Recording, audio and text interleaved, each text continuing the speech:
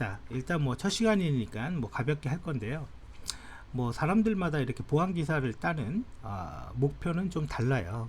다르지만 특히 이제 공공기관이나 혹은 공무원이나 이런 경우는 사실은 저는 이제 뭐 엄청나게 공고를 합니다. 사실 엄청나게 공고를 하고 따는 게 좋아요. 따는 게 좋고, 근데 이제는 뭐 취득도 취득인데 공부를 좀 위주로 하는 것도 좋고, 또 하나는 아까도 얘기한 것처럼 필기 공부할 때 필기를 좀 뭐랄까 좀, 좀 힘들게 공부하는 게 좋아요. 그래야지 실기가 좀 편해집니다. 실기가 좀 편해지고요. 자, 그러면 일단은 보안기사 안에 내용을 하기 전에 약간의 그 전반적인 계획을 좀 얘기를 드릴게요. 여러분들이 보안기사라는 게 있으면 저는 이제는 이런 거에 되게 중요하게 생각해요. 우리가 자격증이나 이런 거를 취득을 하는데 그 자격증이 라이센스이냐, 요거를 굉장히 중요하게 생각해요. 라이센스이냐 혹은 수료증이냐. 자, 요거 영어로 바꿔보면 다 그게 그겁니다. certificate 이렇게 라이센스 이렇게 할 수 있어요. 물론 이제 라이센스라는 영어가 따로 있죠. 그래서 라이센스는 뭡니까? 운전면허가 라이센스잖아요. 즉 법으로 권한이 있는 자격증. 그러면 이제 보안기사는 라이센스냐? 사실은 라이센스가 아니에요. 제가 볼 때는 이거는 그냥 서티피케이트인 거예요. 실제 활용의 입장에서 얘기를 드리는 겁니다. 서티피케이트고, 이 라이센스는 법으로 뭔가가 딱 나와 있는 게 있어야 돼요. 그래서 근데 이제 이 보안기사가 왜 중요하냐? 자, 여러분들이 이제 이렇게 보안기사를 취득을 하면 뭐 순차적으로 가도 되고 뭐 병렬적으로 가도 됩니다. 우리가 이제 요즘 하도 개인정보보호법 엄청 그러니까, 그죠? CPPG라는 자격증이 있죠.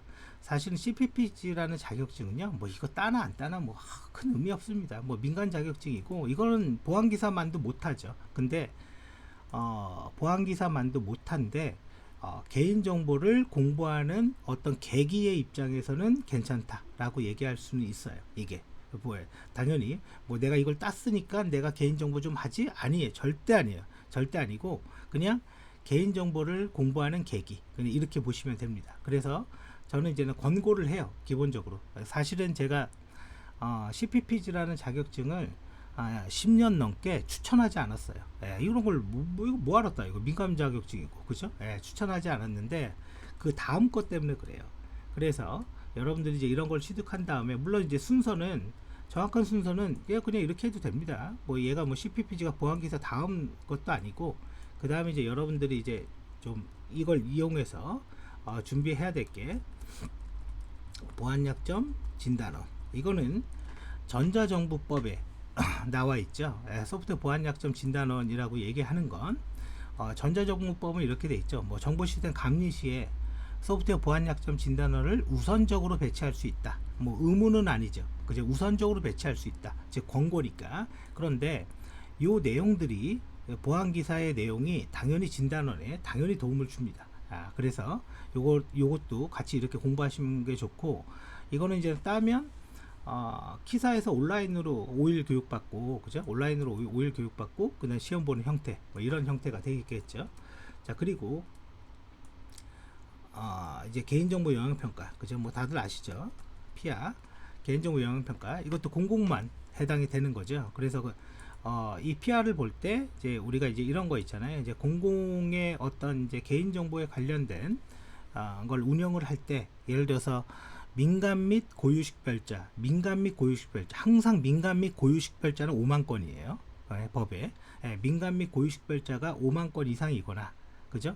그 다음에 연계, 이제 타 기관과 데이터 주고받는 거, 그죠? 연계가 50만 건 이상이면 이거나, 또 하나 구축 운영하는 게 100만 건 이상이면 개인정보 영향평가를 받아야 된다. 뭐 공공만 해당이 되는 거죠. 그래서 이 PR을 가지고 있는 사람들이 이제 이거를 취득할 수가 있는 거죠. 그래서 이렇게 공부가 되고, 사실은 CPPG는요, 이 PR에 도움을 주기 위해서 그냥 하는 겁니다. PR에 도움을 주기 위해서, 그냥 계기를 마련해 주기 위해서, 그 이상도 그 이하도 아닙니다. 자, 그 다음 이제 마지막에 사람들이 엄청, 뭐 공공에서는 모르겠지만 민간에서는 엄청 따고 싶어하는 거, 그죠? ISMSP, 그죠? ISMSP. 저는 이제 ISMSP 선임심사원이고 ISO 27001도 있어요. 27001도 있고 뭐 그게 뭐 대단한 건 아닙니다. 270 뭐 이런 증이 물론 이제 대단한 건 아니에요. 그래서 요거를 딸 때 보안 기사의 내용이 반드시 필요하고 CPPG의 내용이 필요하다. 그래서 여러분들이 물론 이제 이럴 수도 있죠. 뭐 예를 들어서 우리가 이제 약간 이렇게 단순하게 생각할 수도 있어요. 내가 공부를 하는데 예를 들어서 뭐 나는 뭐 공무원이고 그죠? 뭐 그럴 수 있지요. 그죠? 공무원이고 내가 굳이 뭐 이런 걸 따서 뭐 나중에 뭐 할 거냐 뭐 이렇게 생각할 수도 있는데요. 참고적으로 제가 이제 ISMSP 그 교육을 하거든요. 교육을 하는데 이미 지금 끝났죠. 시험이 끝났으니까 거기에 공무원 서기관도 있어요. 현직 공무원 뭐 서기관 주무관 엄청 많습니다 사실은. 예. 근데 이제 제가 그거를 처음부터 너무 많이 얘기를 하면 왜 공공기관도 해야 되냐 왜 공무원도 해야 되냐 그걸 너무 많이 얘기하면 그러니까 지금은 그냥 간단히만 이렇게만 얘기할게요. 그래서 여러분들이 이렇게 가는 거를 진로 계획으로 잡는 게 아주 좋다. 정말 아주 좋습니다. 그리고 여기 약간 최근에 그 트렌드적인 내용을 얘기를 할게요. 우리가 2019년도에 그 정부에서 문재인 정부 때 나왔던 것 중에 하나가 뭐냐면 인공지능에 대한 정책, AI에 대한 정책이 엄청 나왔죠. 예, 그러니까 정부의 정책은 되게 중요합니다. 사실은 물론 저는 지금은 이제 공공으로 먹고 살지는 않아요. 예, 공공일 거의 안 합니다. 안 하는데 예전에 잠깐 했었는데 예를 들어서 저는 이런 거예요. 노무현 정부 때 나왔던 게 뭡니까? IT 839 정책인 거죠. 그죠? IT 839. 그 IT의 기술이 정책의 명의된 유일한 정책이기도 합니다. IT 839가. 물론 그 전에 김대중 정부 때는 CDMA 뭐 이런 거 나왔던 거죠. 그죠? 자, 그리고 뭐 이명박 정부도 있고 박근혜 정부도 있고 저는 그 정책을 다 알고 있어요. 큰 틀은. 근데 문재인 정부 때 나온 게 뭐예요? 인공지능이에요. 인공지능. 결론은. 그래서 인공지능 대학교도 지정하고 막 이렇게 막 했잖아요. 그죠? 결과적으로. 그러면 그 정책이 아직도 이제 살아는 있다 이거죠. 인공지능에 대해서는. 그런데 제가 얘기 드리고 싶은 건 뭐냐면 거기에서 이제 뭐가 등장을 하기 시작했냐. 저는 이거 심사원증이 있어요. 이거 공짜로 교육해줘서 ISO 42001 이게 인공지능 경영 시스템에 대한 인증입니다. 이게 처음으로 등장을 했어요. 이게. 그래서 원래는 제가 요번 주에 요거 심사가 있는데 여기 강의 일정이 있으니까 이제 못 갔는데요. 그래서 요게 이제는 화두가 되죠. 왜? 전자제품에 다 AI 프로그램이 들어가니까. 그러니까 뭐 LG, 삼성 이런 데는 꼭 받으려고 하겠죠. 당연히. 자, 그리고 요걸 가기 위해서 자, 이 ISMS 27001이라는 아니요, 죄송해요. ISMS를 취득하면 여기에 심사 경력이 생기죠. 그러면 바로 그냥 교육만 받으면 ISO 27001을 받을 수가 있어요. 제가 이렇게 받은 거예요. 제가 ISO 27001을 한 번도 해보지 않고 ISMS 심사의 이력을 가지고 그대로 ISO 27001을 01 선임심사원을 한 방에 받은 거예요. 그래서 저번 달에 처음으로 이 ISO 27001을 처음으로 해봤어요. 27001이 되게 쉬워요. 그렇게 어렵지 않습니다. ISMS에 비하면 아주 쉬워요. 그럼 27001이라는 이게 ISMS죠. 글로벌한 ISMS. 이 증을 가지고 있는 사람들은 인공지능 경영 시스템 42001에 대해서도 이 앞쪽에 심사 경력을 인정해서 이것까지 같이 받습니다. 그래서 저는 이제 이런 게 관심이 많아요. 뭐냐면 저는 뭐 연금 얘기하면 뭐 저도 연금 있어요. 저도 엄청 많이 있어요. 연금은. 근데 저는 그런 것보다 더 중요한 게 있어요. 뭐냐? 나이가 70이 돼도 내 일이 있어야 되거든요. 일이 있어야 돼요. 정말이에요. 이거 놀러 다니는 것도 한두 번이지. 그죠? 이것도 한두 번이에요. 내 일이 있는 거를 되게 중요하게 생각을 해요. 그래서 최근에 제가 이제 나이 70 넘으면 하려고 이제는 그 출판사도 하나 만들었는데 책도 출간을 했어요. 근데 이제는 예스24 이런 데는 없고 그죠? 그냥 제 카페에서만 그냥 왜 아직은 이때가 아니거든. 아직 70대로 한참 가야 되거든요. 지금. 그럼 70대면 이제 이런 걸 하려고 하는데 그 중에 하나가 사실은 요겁니다. 그 중에 하나가. 그래서 한국표준협회나 KMR인가? 한국표준협회, KMR, 그 다음에 어디더라? 한국생산성본부, 이렇게 세 개의 회사가 되게 이쪽 분야의 큰 회사래요. 저도 몰랐어요. 오래 한 거예요, 저도. 그래서 이제 거기에다가 생산성본부 빼고 거기에다가 저는 다 등록을 해놨고, 그래서 뭐 이제는 틈틈이 시간이 있으면 뭐 1년에 한 번이어도 좋고 뭐 좋아요. 2년에 한 번이어도 좋아요. 근데 이걸 하고 있어요. 왜? 70 먹어서 일을 해야 되거든. 이거는 지금 하시는 분도 있고, 물론 이거 말고 우리가 흔히 공공에 얘기하면 우리 정보시스템 감리라고 있죠. 저는 이거는 한 10년도 넘게 했죠, 사실은. 지역정보 개발은 뿐만 아니라 뭐 감리는 10년도 넘게 했죠. 수석감리원칙이 있어서. 그런데 이건 아닌 것 같아요. 요즘 생각엔 이건 아닌 것 같아. 요 관점으로. 왜냐면 이게 민간 기업이 너무 독점이에요, 이게 사실은.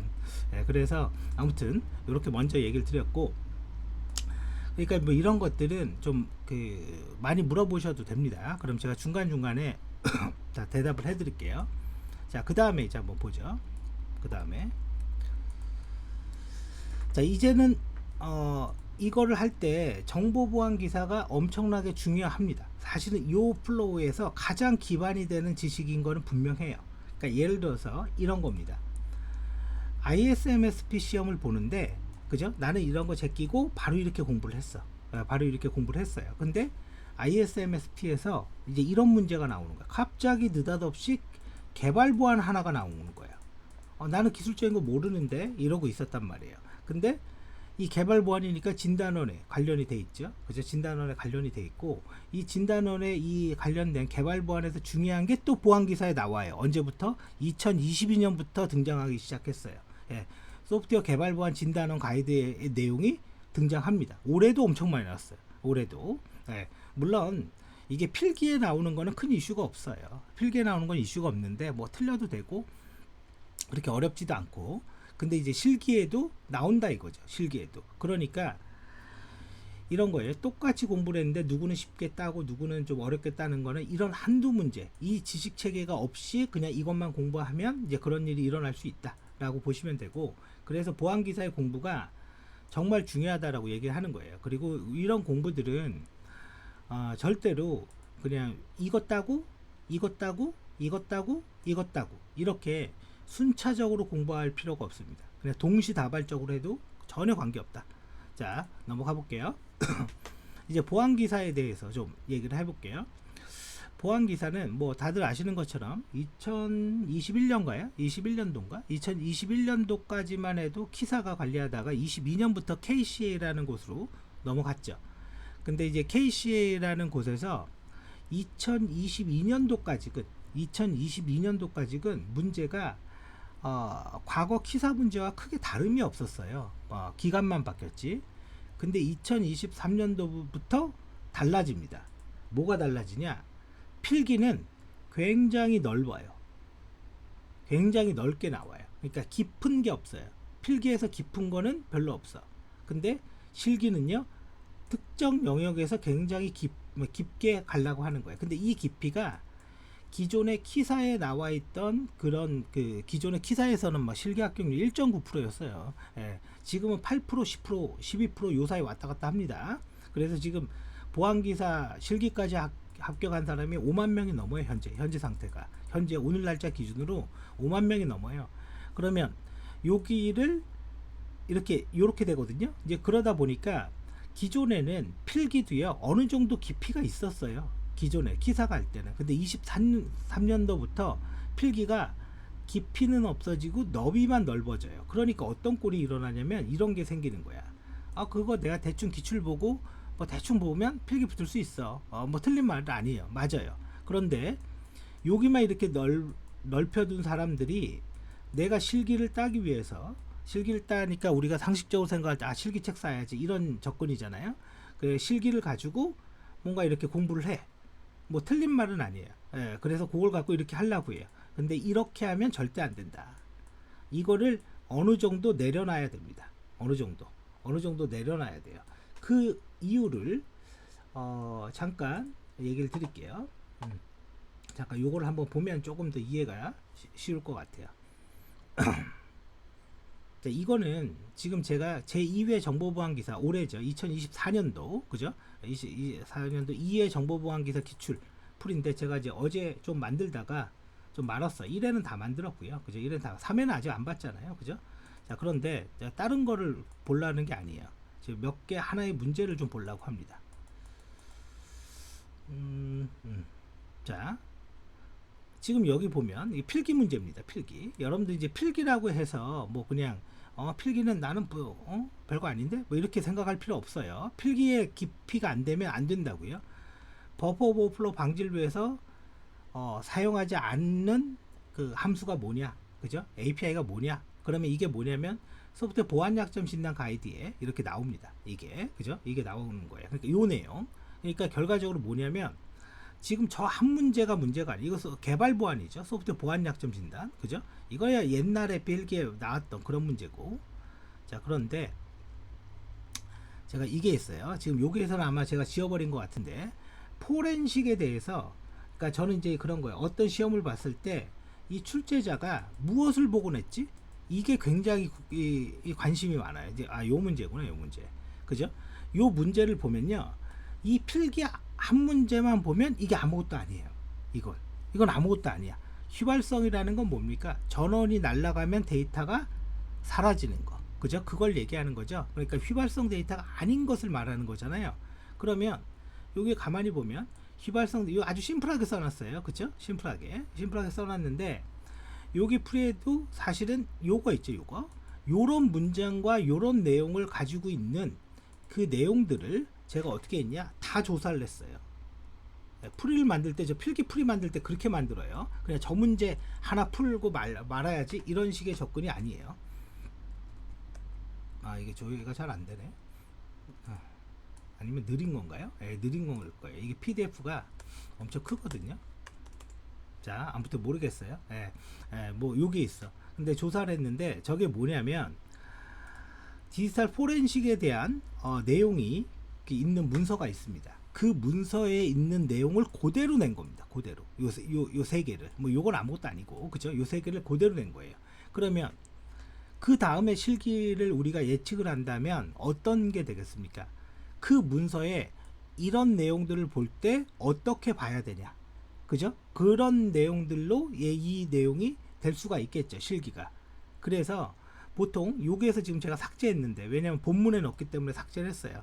그러니까 보통 이 풀이를 볼 때 제가 이렇게 막 표를 이렇게 넣거나 우리 기출풀이에서 필기 기출풀이 얘기하는 겁니다. 이렇게 표를 넣거나 아까처럼 단문으로 풀이가 안 끝나고 이런 거 단문으로 끝나잖아요. 이런 거 신경 안 써도 돼요. 근데 표를 넣거나 만약에 그런 행동을 하잖아요. 그러면 그런 것들은 여러분들이 유심히 봐야 돼요. 뭐를 위해서? 실기를 위해서. 너무나 우리가 지금 어떻게 돼 있다? 깊이가 떨어져 있다. 필기가. 그래서 그런 문제가 있다라는 거 좀 이해해 두시고요. 자, 그러면 우리가 이제 간단히 좀 볼게요. 자, 우리가 이제 전체 과목으로 보면 사실은 시스템 보안이라는 게 나오죠. 근데 원래 시스템 보안은 굉장히 어려운 내용 중에 하나입니다. 그죠? 원래. 그리고 정보 보안을 공부할 때 정보보호 일반을 공부하지 않고 정보보호 일반 이게 4과목인가요? 필기로. 그죠? 네 번째 과목. 그러니까 정보보안 일반은 실기에서는 잘 출제가 안 돼요. 왜? 이게 기본이거든요.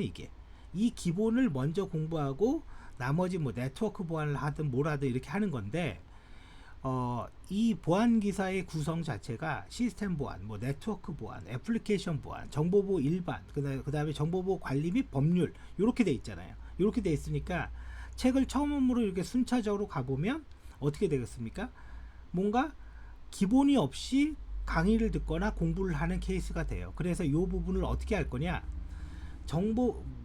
우리가 시스템 보안으로 공부는 하되 그걸 하면서 이 정보보호 일반에서 나와야 되는 거를 그때그때 할 겁니다. 그래야지만 다른 거를 우리가 알 수가 있다. 자, 그러면 다시 봐볼게요. 자, 시스템 보안이라고 있어요. 시스템 보안. 자, 요즘은 이게 넓어졌습니다. 넓어져서 어떻게 돼 있냐면 해킹을 하는 그런 거보다 약간 도구적인, 그러니까 어떤 프로그램이냐, 그 프로그램의 이름은 뭐냐, 뭐 이런 식의 관점이 많고, 원래 공식적인 그 범위에는 운영체제라는 과목이 포함은 되어 있지만 실제 시험에서는 거의 안 나왔던 게 운영체제이기도 해요. 근데 KCA로 넘어가면서 이 운영체제에 대한 문제가 필기에 등장하기 시작했다. 그럼 반대로 얘기하면 뭐예요?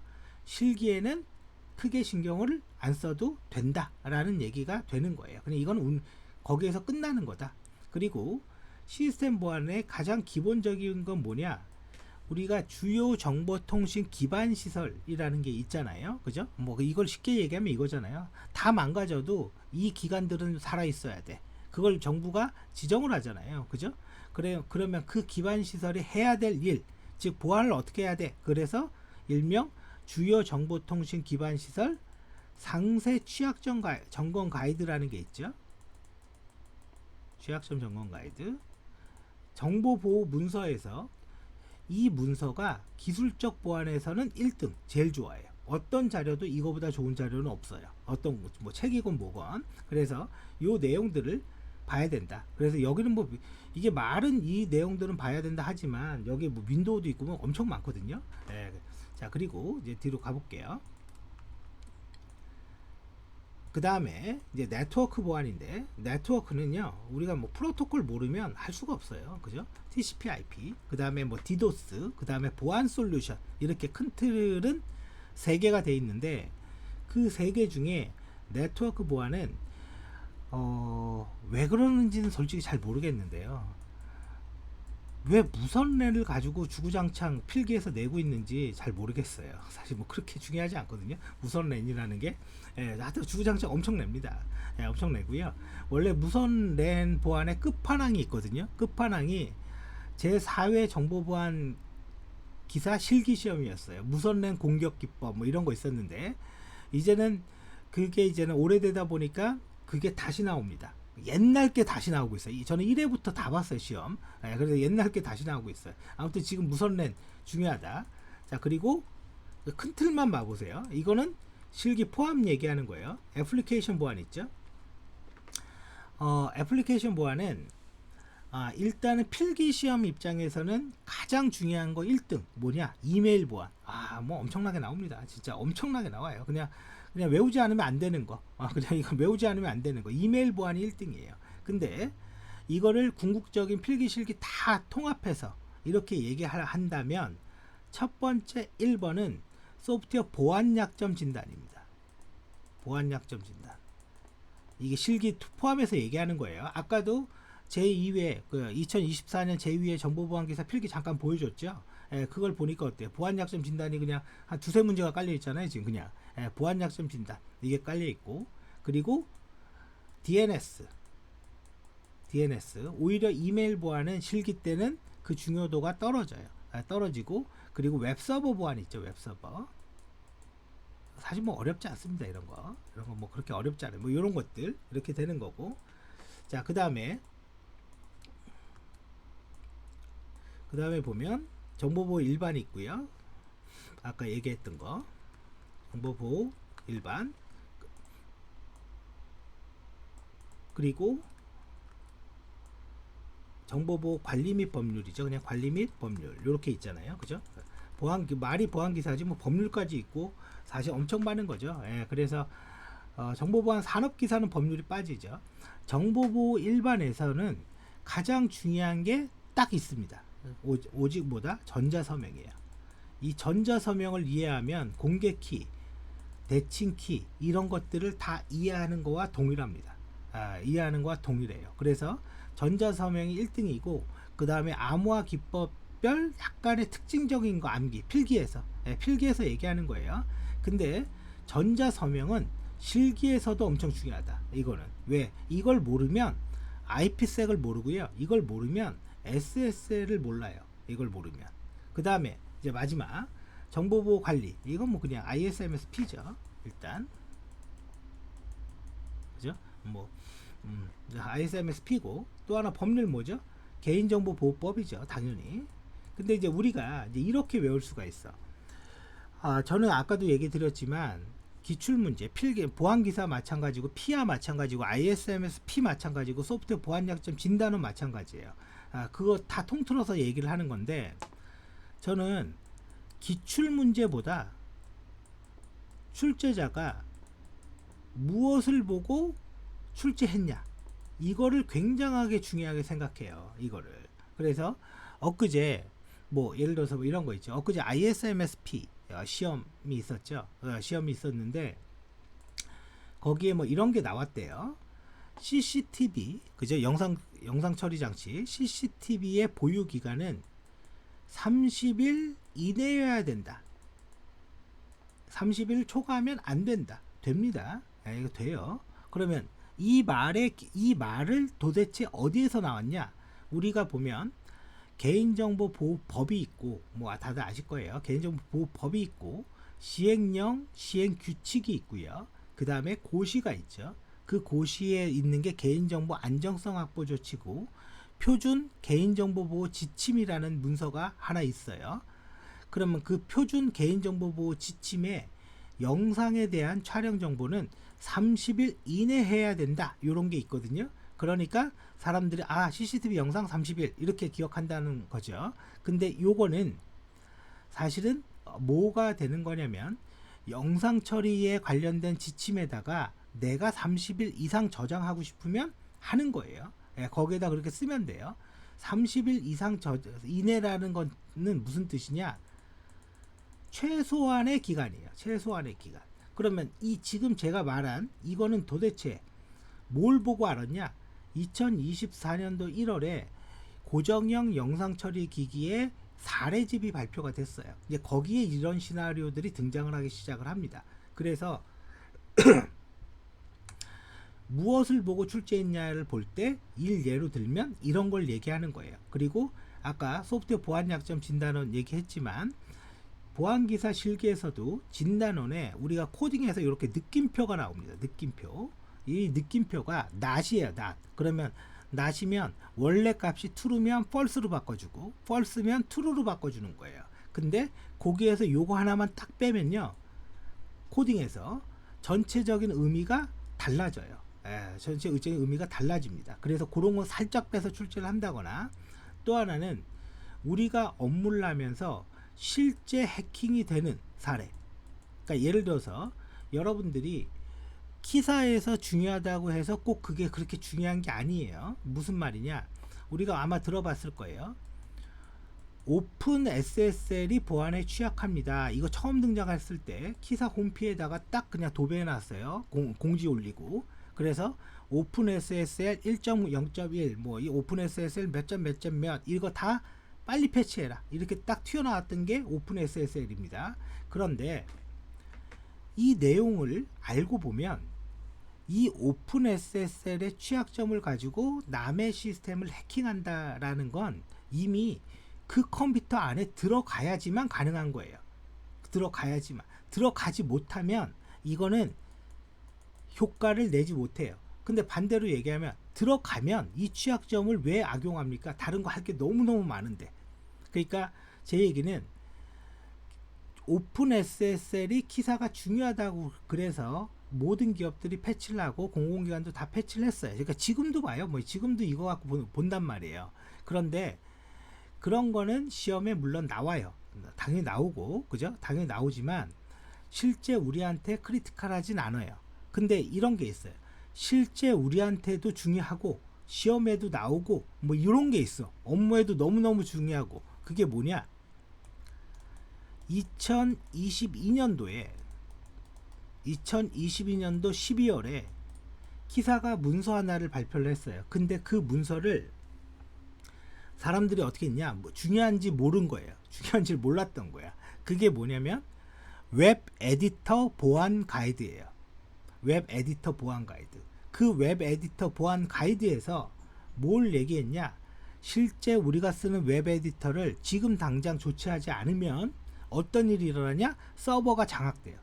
저는 그런 사례를 올해도 봤고 작년에도 봤어요. 그러니까 서버 안까지 다 들어갑니다. 그 에디터 그대로 두면. 근데 이 내용이 2022년 12월에 나왔던 웹 에디터 보안 가이드의 내용이 언제 나왔냐? 보안 기사에서 2023년도 필기에 처음 등장했어요. 그게 태빙, 이름이 아마 태빙일 거예요. 태빙. 태빙으로 등장을 했는데 사실은 이거는 업로드 취약점이 큰 거예요. 그러니까 태빙이 뭔지 신경 안 써도 돼요. 뭐 그렇게 중요하지 않아요. 그거는 이용자 한 명을 해킹하는 거지 서버가 해킹되는 게 아니에요. 근데 이거는 업로드 취약점이 아주 크리티컬한 게 있어요. 그래서 개발 보안에 나와 있는 내용도 나오지만 이 가이드에 있는 내용이 너무너무 중요하다. 이거는 뭐다? 일할 때도 엄청나게 중요합니다. 일할 때도. 안 그러면 우리 서버 빵꾸나요. 정말로요. 예. 저는 공공기관 다 뚫리는 거 다 본 사람이 진짜로 봤어요. 진짜로. 최근에도 한 두 달 전에도 이것 때문에. 자, 그래서 그런 게 있다. 그래서 이제 이거 보면 이제 너무너무 많잖아요. 그러니까 우리가 필요한 게 뭡니까? 아, 요약집이구나. 그죠? 요약집이구나. 그래서 교재 제일 뒤에 보면 마인드맵이 있을 거예요. 그건 이제 요약집인 거예요. 말 그대로. 예, 근데 제대로 이제 공부하는 게 좋다라는 거고요. 자, 그러면 일단 여기서